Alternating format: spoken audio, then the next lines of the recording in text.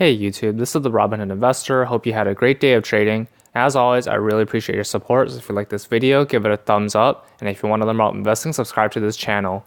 Today I'm going to talk about Qualcomm and what caused the stock to surge 30% towards the end of the trading day today. Before I do so, let's take a look at the performance and statistics. So Qualcomm, ticker symbol QCOM. Today, as you can see, went up 23.21%, and after hours up 6.81%. That's about 30% total today. Past year up 36.84%. Past 5 years down 4.38%. Taking a look at the statistics, it's on the higher end of the 52-week range and recently hit all-time highs. Market capitalization of $69.19 billion. P ratio is 44.63, which is relatively high, and dividend yield is 3.304. Taking a look at Apple, ticker symbol AAPL.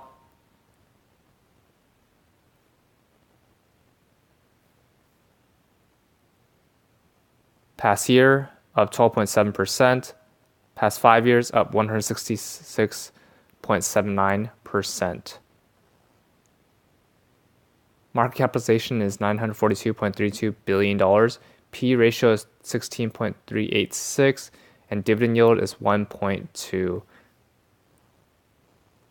I think Apple is fairly valued, and it's a very good dividend stock to hold long term. So going back to the reason why Qualcomm spiked 30% today is because Apple and Qualcomm agreed to drop all litigation worldwide in a settlement that involves Apple paying Qualcomm. And the companies also reached a 6-year patent license agreement effective April 1st with 2 one-year option periods plus a multi-year chipset supply agreement.